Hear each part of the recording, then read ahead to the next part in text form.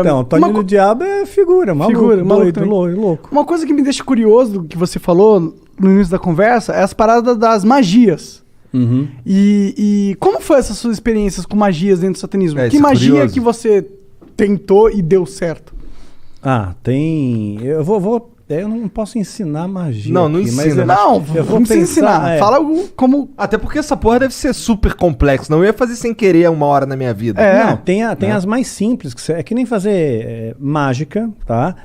Mágica e magia, né? No começo você aprende a fazer um truque simples, de repente você está fazendo a pessoa levitar. Matar né? mesmo, os outros levitam. Eu duvido. Não levita. Tá. No truque, no ilusionismo. No truque, tá. No ilusionismo, entendi. fazendo uma analogia Tá bom, aqui. tá bom. Então, no começo você aprende um troço truque besta. de carta, uma Aham. coisa de carta. Aí de repente você está fazendo alguém levitar. Entendi. Né? Então você Tipo, cresceu não dá ali, pra tu você ficar invisível. Não dá pra ficar invisível. Mas tem alguma coisa sobrenatural realmente que você chegou a testemunhar? Ou algum ritual ou magia que promete algo que dizem que funciona, algo assim? Sim. Muitas vezes eu lançava feitiço contra líderes religiosos, né? Porque eu não ia com a cara deles. Eu considerava eles meus inimigos, né? Na minha cabeça, né? Eu já estava doutrinado ali. Então, acalhava da pessoa, de repente, eu lançava um feitiço, a pessoa ficava doente muito doente mesmo, né? E a Bíblia diz que tem doenças que são causadas pelo diabo. Né? Então Jesus às vezes ele expulsava um demônio de uma pessoa, né? E aquele demônio estava causando uma doença naquela pessoa. Só que nem toda doença é do diabo, obviamente. Né? Então, se fosse assim, né? Para que medicina? Você vai para a igreja, todo mundo e pronto, resolveu o problema, está curado, né? Então nem toda, e também nem sempre Deus cura.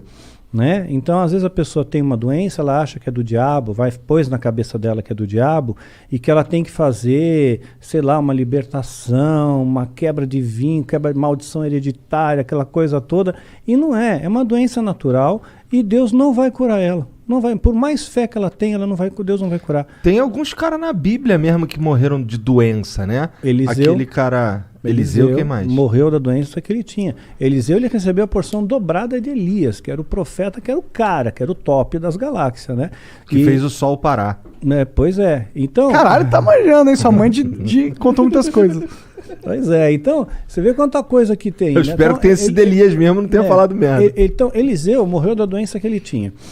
O próprio Timóteo, Paulo escreve para Timóteo, olha, mistura um pouco de vinho na água aí, porque a água era muito alcalina, né? Por causa do teu estômago e das tuas múltiplas enfermidades. Então ele era um menino podre, ele tinha um monte de doença, né? E não foi curado. Um lenço de Paulo curava o enfermo, mas Paulo não pôde curar Timóteo, que ele considerava um filho, né? A Bíblia também fala de Trófimo, né? Paulo também fala, olha, deixei Trófimo doente lá em Mileto. Quer dizer, não curou Trófimo. Quer dizer, o cara já tem o nome de Trófimo. Imagina o bullying na escola. Né? E ainda continuou doente. Não adiantou. Se fosse nada. a Trófimo, o cara ia ser o magrinho da galera. De atrofia, desculpa. Tentei. Só vamos lá, Daniel. Só continua aí falando. Desculpa aí, foi mal, cancela o Monark. Baixo assinado, tira o Monark. Doenças causava doença, às vezes causava um acidente, poderia ser uma coincidência. Mas não tem nenhuma, claro, é exatamente esse o ponto. Não Poderia tem nada ser aqui assim que, tipo, mas é que acontece realiza que magia e você vê sobrenaturalidade instantânea na sua frente, olhos nus. Bom, olhos nus eu vi a presença de um demônio se materializando na minha frente, e eu estava sóbrio. Né? Duvido. Como é que é um demônio? Pois é, a ideia que nós temos de demônio, né, é chifre, escamas, né, rabinho, rabo, fogo, né, saindo pelos orifícios, né, o diabo todo vermelhão, né, saindo da sauna, assim. Que erótico. Pois é, né?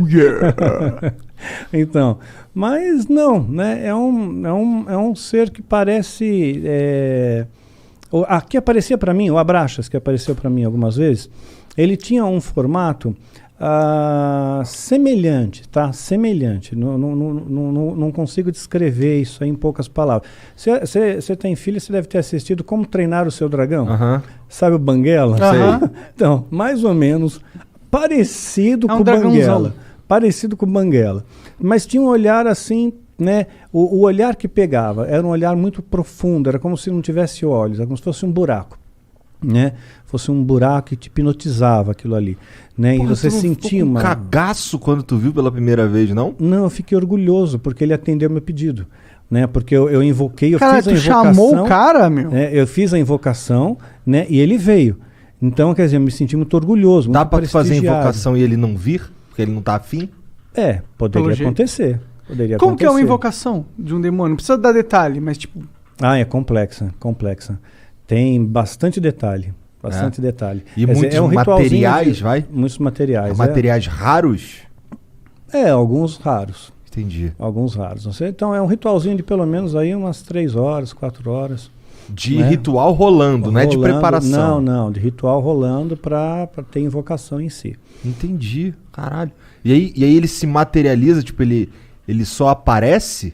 Ele falou alguma coisa com você? Tipo, dá pra encostar nele? Dá pra encostar, são criaturas frias, geladas. Frio, completamente frio. E o que ele Mas falava? você vê, anjo se materializou na Bíblia. Anjo se materializou. Comeu, né? Anjos comeram na Bíblia, então estavam bem materializados. Né? Então, se demônios são anjos caídos, eles também podem se materializar, só que em circunstâncias ritualísticas. Por exemplo, um demônio não pode se materializar aqui. Né? Um anjo poderia, Deus poderia permitir que um anjo viesse aqui, mas um demônio não. Só dentro de um sistema ritual, tem que ter um ritual para ele vir. Tem que ser tudo bem preparado. Porque eles estão aprisionados, de certa forma? Estão aprisionados, sim, eles são limitados. Né? Eles não podem fazer o que eles querem também da Veneta. Né? Eles têm as suas fronteiras de ação. Por exemplo, eles não podem tocar num cristão verdadeiro. Né? Verdadeiro não pode, a não ser que Deus permita, no caso de Jó. Né? Então Satanás pediu para tocar, tocou e Jó não blasfemou contra Deus. Jó foi um cara que se fudeu pra cacete, né? Muito, se lascou pra caramba. Ficou doente, tudo, né? Ficou doente, perdeu dinheiro, família, tudo. Morreu todo mundo, ele Exatamente. ficou sozinho. E mesmo raspava assim, as pereba com telha, exato, né? com telha, exatamente.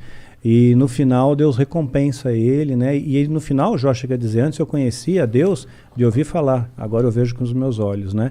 Então... Amaldiçoa teu Deus e morre. Exato, é isso mesmo. Os amigos de Jó, né, que vinham lá, largavam o pau então, em cima dele. Então, às vezes Deus permite que essas coisas aconteçam. Então, teve gente que já falou para mim, falou, Daniel, perdeu teu filho, perdeu teu esposo, isso aí foi rechaçado pelo satanismo. Eu não vejo dessa maneira. Rechaçado em que sentido? O satanismo está me atacando com feitiço, com magia e causou esses efeitos, né? Mas eu não vejo assim. Não? Não, de forma alguma. Eu vejo assim como coisas que Deus permite, que as pessoas morrem no mundo. Né? Isso acontece, né? Então as pessoas têm depressão, né? Então aconteceu, eu vejo como uma fatalidade.